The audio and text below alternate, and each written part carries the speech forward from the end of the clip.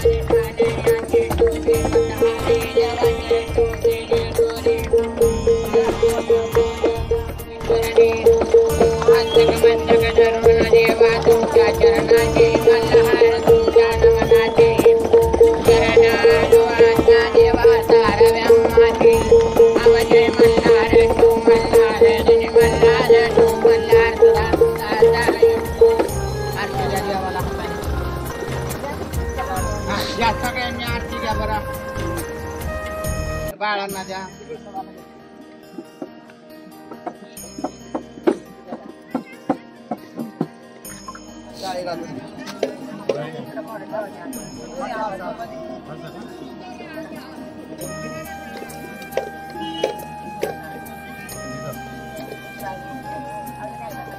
सदानंद हजाय धारार महाजन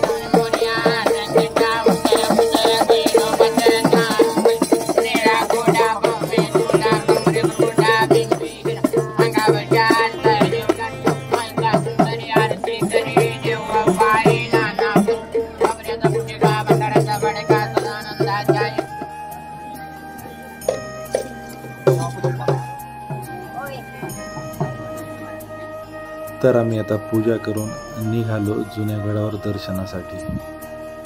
तर जुन्या गडावर दर्शनासाठी सर्वजण उत्स्फूर्त होते। सर्वजण निघाले जुन्या गडावर जाण्यासाठी। गडाला 9 लाख पायऱ्या आहेत आणि तो गड चढून आम्ही आता जाणार आहोत दर्शनासाठी। सकाळ सकाळ जास्त गर्दी नव्हती आणि खूप शांत असं वातावरण, खूप सुंदर असं वातावरण, खूप छान।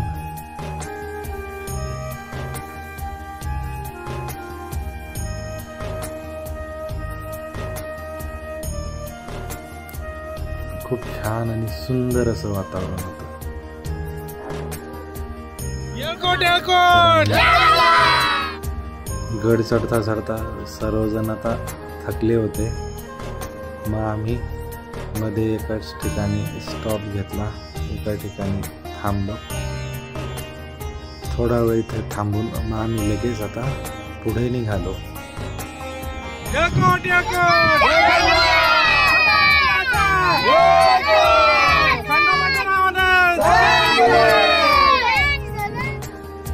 मग आणि आम्ही फायनली गडावर पोहोचलो.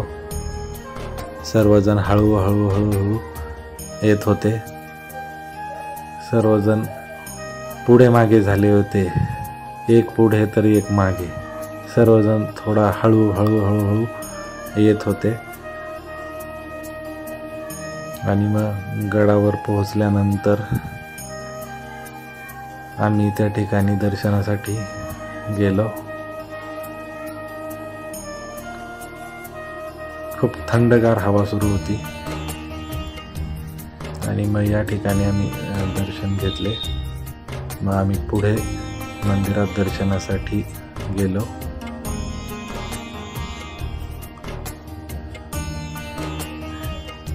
तर आम्ही या ठिकाणी दर्शनासाठी पोहोचलो. दर्शनासाठी थोडी रांग होती, जास्त गर्दी नव्हती. मग आम्ही या ठिकाणी दर्शन घेतले आणि मग आम्ही नाश्ता करण्यासाठी थांबलो. आणि नाश्ता करून आम्ही नवीन गडावर दर्शनासाठी आलो. नवीन गडावर थोडी गर्दी होती आणि मग या ठिकाणी आम्ही दर्शनासाठी निघालो. सर्वजण हळूहळू हळूहळू येत होते.